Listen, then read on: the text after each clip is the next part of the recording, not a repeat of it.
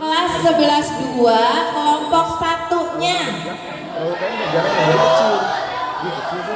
Yang tadi Bu 10 kan, 10-2 kelompok 1. Tadi saya bilang apa? Oh, saya cuma ngetes, masih fokus apa enggak? Oke. Keren ya tadi ya penampilannya ya. Sangat menguras emosi. Ya. Apa? Memberikan kita, mengingatkan kita kepada bakti kita kepada orang tua ya. Oke. Penampil selanjutnya yaitu dari kelas 10-1 kelompok 2 yang akan menampilkan drama yang berjudul Bawang Merah, Bawang Putih. Untuk itu kita panggilkan kelompok 2. Silakan.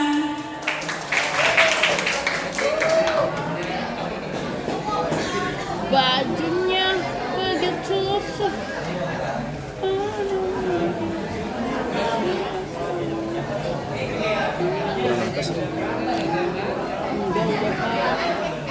Biar kelihatan ada penontonnya banyak. Jadi OVJ ya? Apa tukul?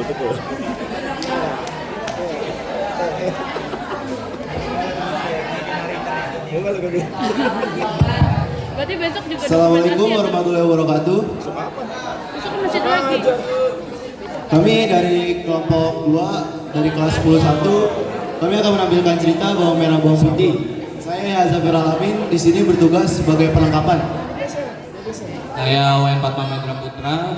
Saya di sini sebagai operator tim kostum sama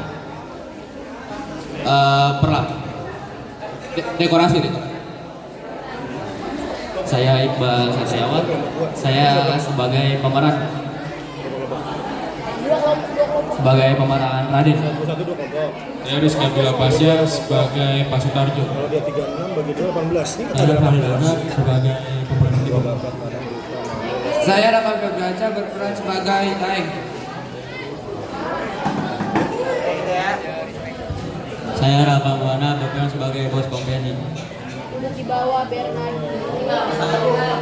Saya Muhammad Rabi berperan sebagai anak buah ibu. Saya Muhammad Fernando berperan menjadi kecil.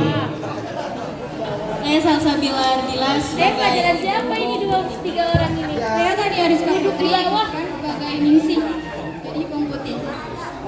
Saya Vincentia berperan sebagai narator, pelap, dan dekorasi. Saya Kansa Mariza berperan menjadi SMA ya? nenek Warni. Saya Diana Aulia sebagai perlengkapan. Saya Veronica Fiesta Bruno sebagai Ibu Simi. Saya Farah Regina Virganto sebagai adiknya Bawang Merah. Saya Safa Zihra Wibowo sebagai Bawang Merah. Saya Saputra Regina sebagai Gigi.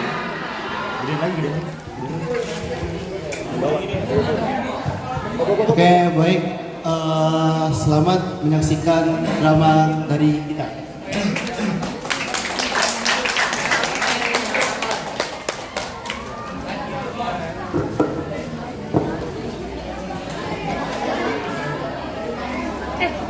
Bilangin Salman dapat tambah 350 ya? Kan dari 1000 dia 350. Itu juga dari temennya dia no yang nggak bisa ikut nari Azahra. Ipa kan nggak jadi nari, jadi nggak butuh kostum sama make up, jadi pakai uang itu.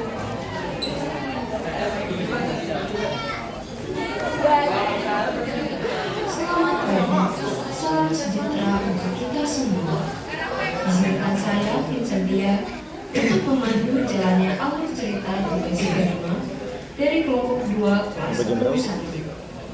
Kami akan membawakan cerita yang berdasar pada kisah Bawang Merah dan Bawang Putih, di mana kisah ini berkisah tentang kejadian yang dialami gadis lembut dan baik hati yang difilosofikan menjadi bawang putih, dan gadis yang berwatak sebaliknya yang difilosofikan menjadi bawang merah. Cerita ini kami kemas dan modifikasi dengan kreativitas kami. Selamat menyaksikan.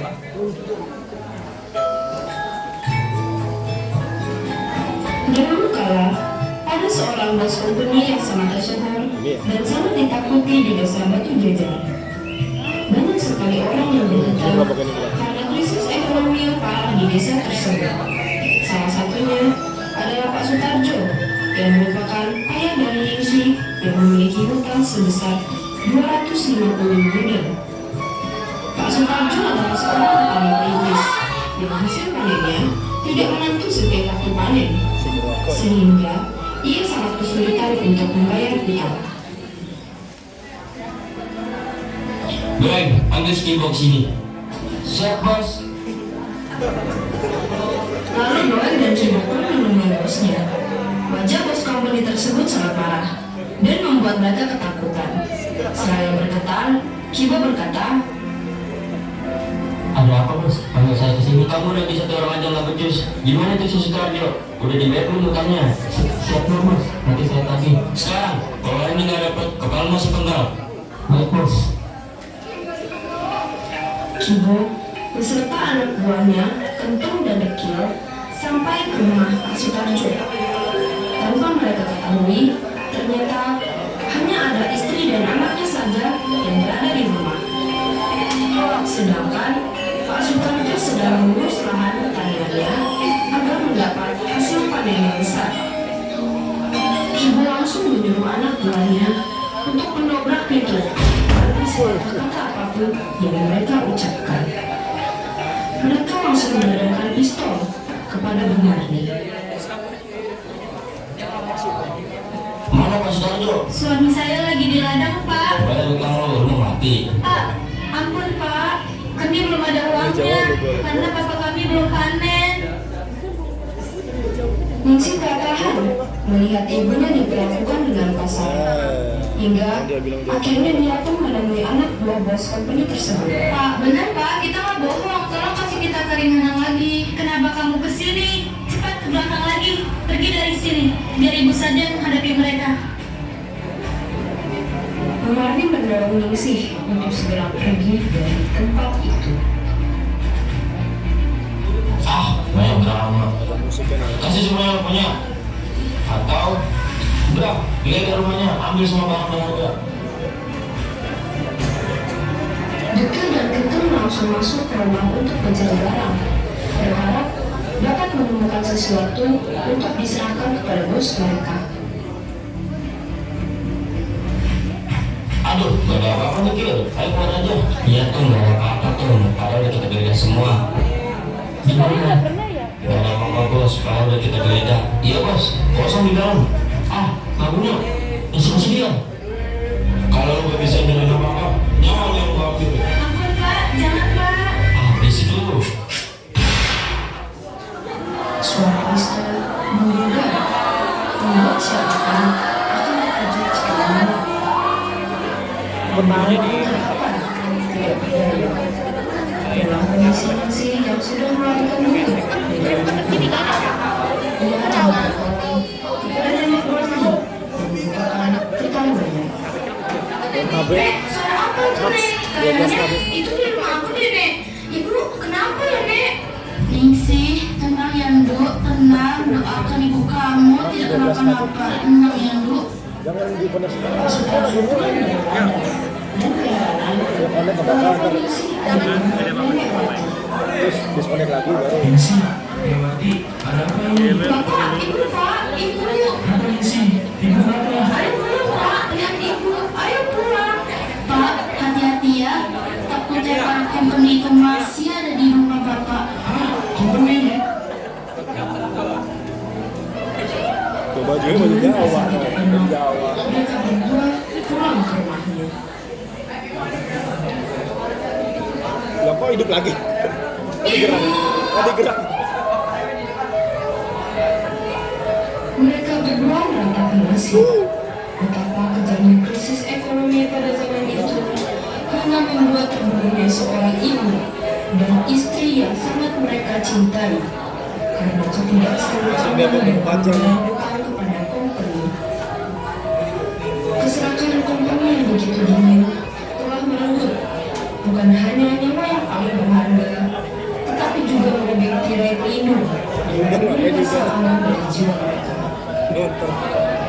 menyisakan duka yang begitu membeku dan membelenggu. Mungkin akan abadi di ruang hampa yang kini mengalir lebar. Di tengah puing-puing kehidupan yang hancur, dilindas kesengsaraan. 5 tahun kemudian, Kompeni telah meninggalkan desa tersebut.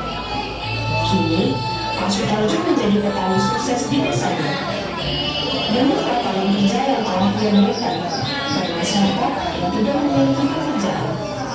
Berkat Pak Sutarjo yang sukses dalam mengelola sumber daya alam desa berjajar, ekonomi desa semakin membaik.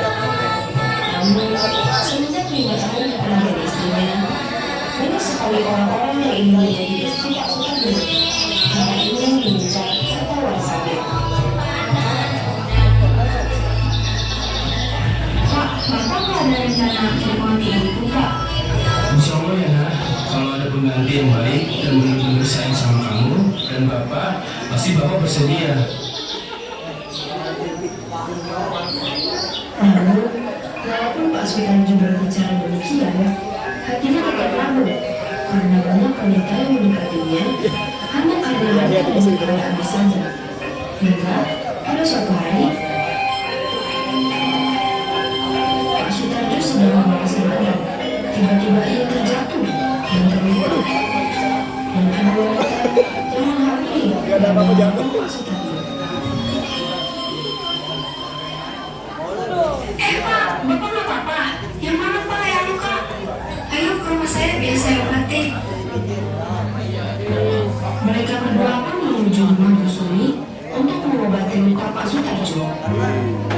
Setelah beberapa saat, Pak Sutarjo pun telah selesai diberi obat oleh Bu Sumi.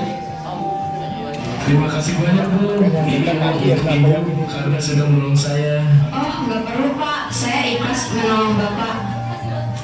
Lalu, ada seorang anak perempuan beserta adik perempuannya keluar dari rumah itu.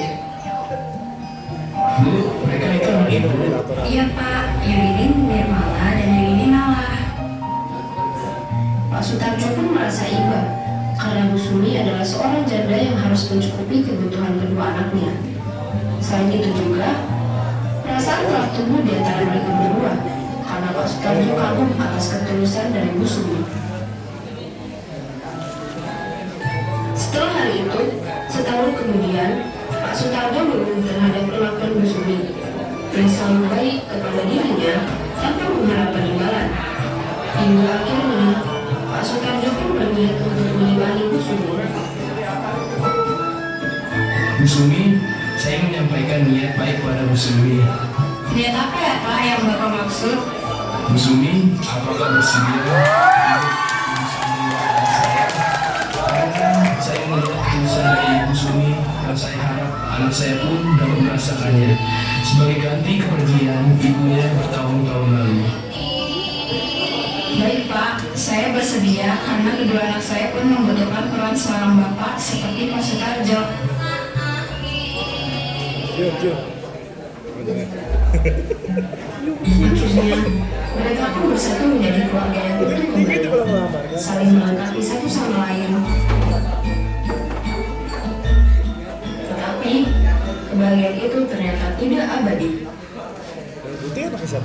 Beberapa bulan setelah pernikahan tersebut, Bu Sumi mulai menunjukkan sikap aslinya terhadap Ningsih. Ningsih selalu mengerjakan seluruh pekerjaan rumah seperti menyapu, mengepel, mencuci baju, dan lain sebagainya. Sedangkan Nirmala dan Nala tidak demikian. Mereka bersuara, bermalas-malasan. Mereka hanya menunggu Ningsih. Hingga suatu ketika, kenapa hidupku jadi seperti ini? Aku pikir Ibu Sumi yang saudara diriku sangat baik, tapi nyatanya aku selalu tersiksa di sini. Ibu, Ningsih bangun Ibu. Tenang, kalau gue jadi anak merah tuh biasa aja sama itu. Ningsih, gimana kamu? Baju belum dicuci. Ini di mana mau pakai baju? Cepat cuci. Ih, dasar gak berguna. Cepat turunnya ke perintah ibu. Jangan manja. Baik, aku cuci dulu bajunya. Iya, udah juga kan Ningsih ngomong mulu kapan kerjanya. Ningsih pun ke sungai bersama temannya bernama Cici. Cici selalu membantu Ningsih ketika ia sedang kesulitan dalam menjalani pernikahan dari Bu Sumi dan anak-anaknya, yang terkadang mereka tidak memperdulikan kesehatan Ningsih. Tetapi Cici selalu menemani Ningsih dan peduli terhadap apapun yang terjadi pada Ningsih. Cici juga tak main membantu Ningsih. Cici selalu mengajak Ningsih bermain ketika Ningsih harus dimarahi atau dikucilkan oleh ibu dan saudara tirinya. Ningsih jangan merasa sendiri ya, ada Cici. Cici pasti bantu Ningsih kok kalau Cici bisa. Makasih banyak ya Cici selalu nemenin Ningsih. Kan peran figuran nggak boleh lebih Pada suatu hari, Pak Sutarjo sedang tidak mengawasi ladang pertaniannya. Jadi, dia ada di rumah untuk ini badan tuh biasa menghabiskan waktu tahu bersama Kevin, keluarganya. namanya Kevin. Berbeda dengan Ibu Sumi, Oh iya, Pak Sutarjo Sutarjo, sangat iya, adil Sutarjo. dan bijaksana dalam hal tugas saat di dalam rumah. Bagi Pak Sutarjo, tugas tersebut harus bisa meratakan dan semua anak-anaknya harus andil dalam pekerjaannya. Gimana? Sini nak. Apa Pak? Ada apa? Sekarang bagian kamu untuk mencuci pakaian. Cuci yang bersih ya nak. Baik Pak, aku sama Nala ya Pak. Takut kalau sendiri ke sungai. Ya nak, hati-hati ya. Mereka berdua melakukan tugas tersebut, tetapi sambil menyebut karena biasanya yang melakukan tugas itu adalah Ningsih. Tetapi karena ada Pak Sutarjo di rumah, mereka tidak bisa seenaknya menunggu Ningsih seperti biasanya. Malas banget Bapak tuh disuruh ini, disuruh itu sama Bapak sama Bunda itu. Iya Pak, ada cuma malas banget. Ngapain sih harus tahu begini? Mana sih Ningsih? Awas aja, kalau Bapak nggak ada di rumah, Bapak nggak akan biarin dia bisa lolos dari kerjaan ini. Enak aja dia nyantai di rumah, sedangkan kita cuci baju begini. Aku setuju Kak, nanti aku mau kakak ya buat urus-urusan di sini itu. Karena terlalu asik berbincang, pakaian Pak Sutarjo yang sedang dicuci Nirmala dan Nala ternyata hanyut terbawa arus sungai. Soalnya, pakaian tersebut adalah pakaian kesayangan Pak Sutarjo yang juga didapat oleh mendiang istri tercintanya. Aduh Dek, itu baju Bapak hanyut. Aduh, ambilin Dek, ambil. Apa sih Kak? Kan Bapak yang hanyut, kenapa aku suruh ambil? Karena aku sendiri lah. Aduh, gimana dong? Udah jauh banget hanyutnya. Kakak nggak bisa berenang. Kamu apa lagi? Gimana kalau kita jebak si Tapanisi aja? Biar Bapak taunya dia yang hanyutin baju Bapak itu. Boleh juga. Nanti kamu baju Bapak ya. Kedua kakak beradik itu pun menyusun rencana jahat untuk menjebak Ningsih. Karena keesokan harinya adalah jadwal Ningsih untuk mencuci baju. Mereka pun menyusun rencana licik untuk mengadu domba antara Pak Sutarjo dan Ningsih. 2 hari kemudian, Anak-anak, mari. Bapak mau bertanya. semua anak-anak berkumpul menghadap Pak Sutarjo. Nirmala dan Nala sudah tahu apa yang akan dibicarakan Pak Sutarjo. Namun, Ningsih kebingungan. Dengan polosnya, dia menghadap ayahnya dengan wajah bahagia, berharap akan ada kejutan yang diberikan oleh ayahnya. Baik, semua sudah ada di sini. Tolong jawab jujur. Kenapa baju kesayangan Bapak, pemberian mendiang istri Bapak, tidak ada di lemari Bapak? Siapa yang mencuci baju Bapak waktu itu? Jawab, jujur. Waktu itu, aku ngambil baju Bapak pas lagi nyuci sama Nala. Iya kan, Dek? Iya, Pak. Kanisi mungkin, Pak. Kemarin kan giliran Kanisi yang cuci bajunya. Wajah Ningsih yang tadinya bahagia berharap sesuatu langsung berubah menjadi cemas dan panik.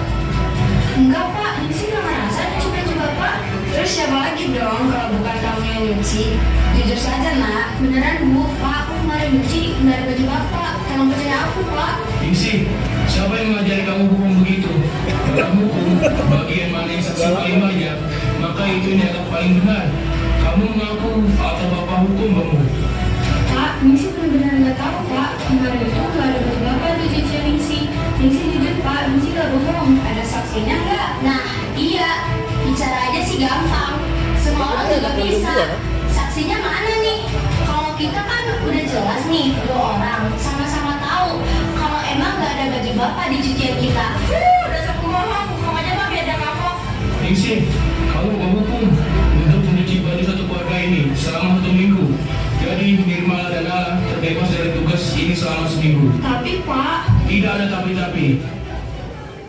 Ningsih pun sedih karena tidak ada siapapun yang membelanya di rumah ini. Ningsih hanya bisa menangis di kamar dan tetap bergala. Ningsih mulai melakukan tugas rumah dari ayahnya. Dan juga cici Kamu jangan sedih terus ya Ningsih, kamu masih kuat kok, ada kami di sini. Makasih banyak ya Cici selalu nemenin Ningsih. Ya, sama-sama Ningsih. Cik, kamu di sini. Sambil ngapain Cik? Aku sedang bertemu si Marin. Ci, itu siapa? Oh iya, kakak lupa ya sama Bang Cici. Ini namanya Bang Raden Pradipta yang sering Cici cerita itu loh. Dia di Majalah Raden. Dia juga merantau dan menempuh pendidikan di kota. Sekarang dia bekerja di sekitaran sini di dekat desa kita. Jadi dia sering ke desa. Oh ini anak Bang Raden. Dia siapa? Kemarin Bang, ini temen aku. Ada Ningsih. Dia tuh kerja ya di rumah.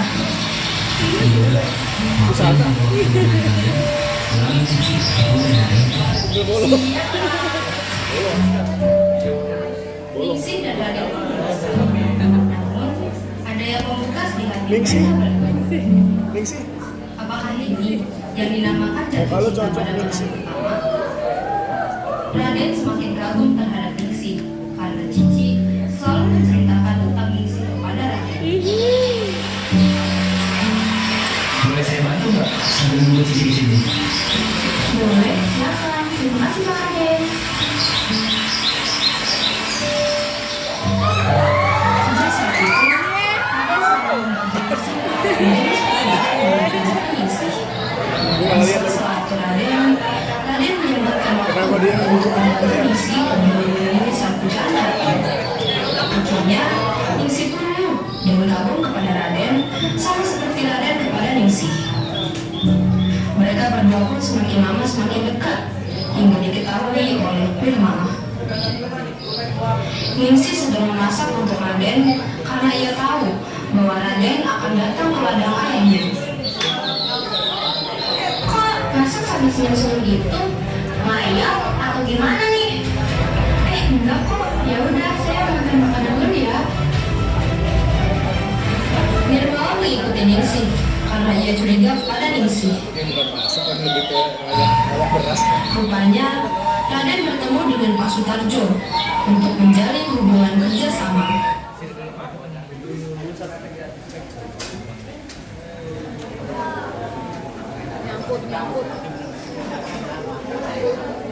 Waduh, apa itu?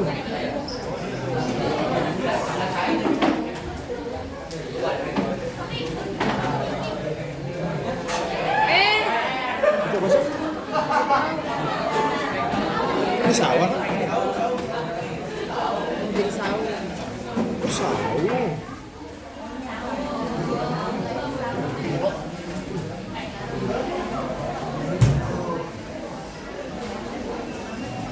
Wih, banyak.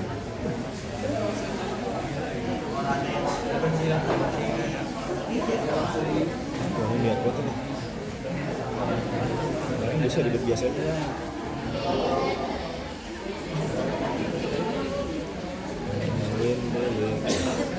Tapi kan bisa gue di anak gue 11 kilo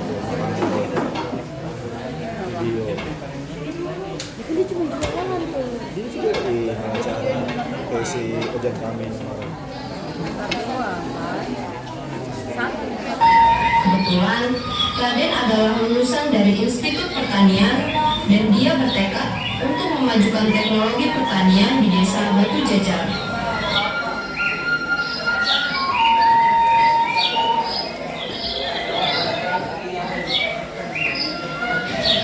Nah, anak saya sudah datang nih.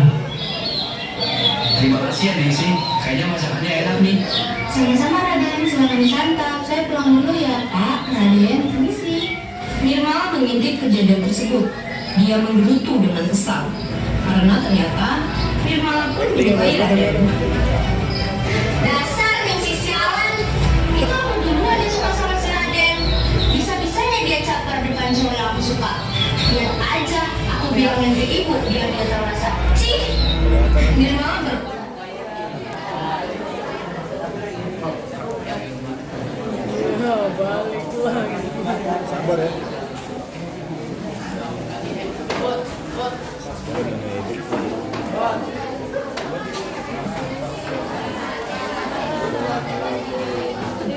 bersama dengan tahu. Ningsih Raden.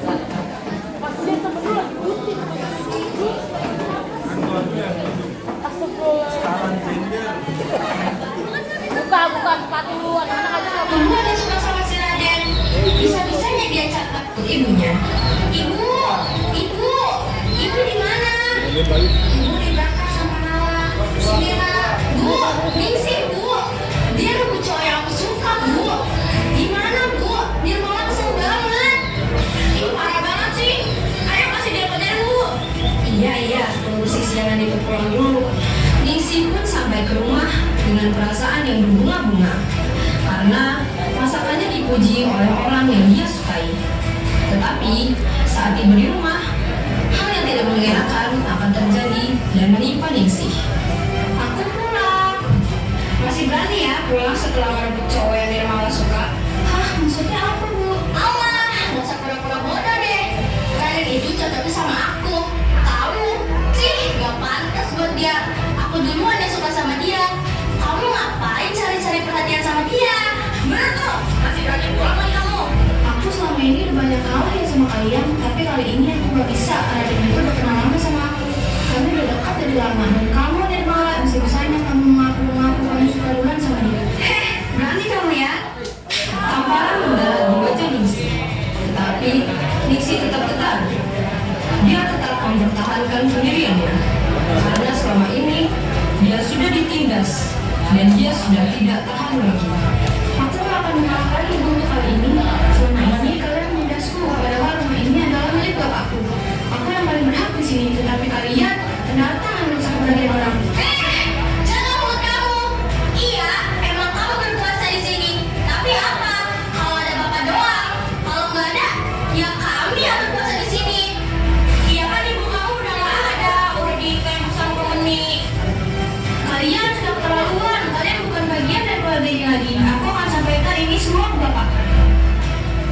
Mau mana sih? Urusan kita belum selesai ya. Selama di sini masih ada saya yang berkuasa di sini. Tangan Ningsih digenggam. Ningsih panik dan ketakutan. Ningsih dianiaya oleh ibu tirinya dengan memukulnya menggunakan sapu. Rasa sakit itu sudah terasa di sekujur tubuhnya. Dan Ningsih tidak bisa berteriak.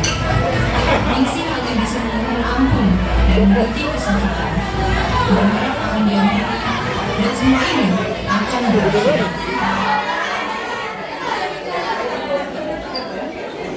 Rasain ini, berani kamu ya. Sini kamu.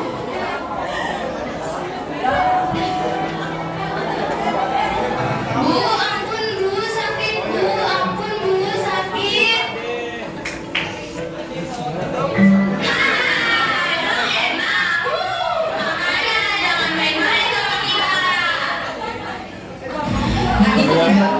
Pintu dibanting dengan keras.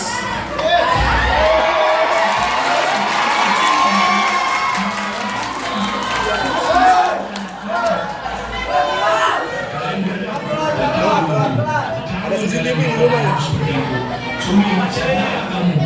Tiga, pergi kalian dari rumah saya. Saya tidak sudi lagi mereka kalian di sini. Pak, aku bisa jelasin Pak. Pergi kamu. Pak Sutarjo langsung mengambil Ningsih yang sudah terkapar lemas, kesakitan, dan tak berdaya, seraya berkata, Nak, maafkan Bapak. Bapak tidak mempercayai kamu dari awal. Maafkan Bapak ya nak. iya Pak, nggak apa-apa, terima kasih sudah percaya lagi sama Ningsih. Setelah tragedi tersebut, Pak Sutarjo memilih untuk fokus mengurus Ningsih dan Raden Pranida saja. Berbulan-bulan mereka bekerja sama, dan proyek yang dijalankan Raden dengan Pak Sutarjo pun berhasil. Dan Raden pun menyampaikan niat baiknya terhadap Pak Sutarjo.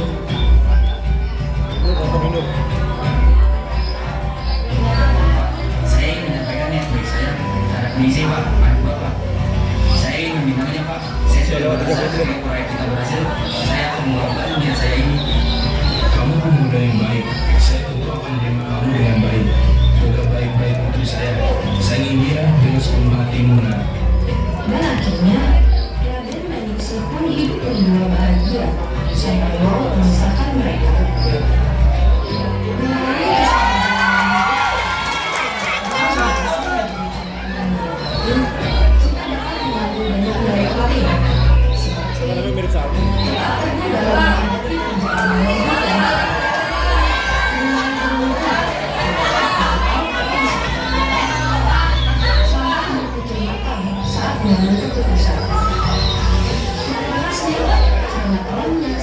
kedatangan dari kelompok kami. Selamat siang.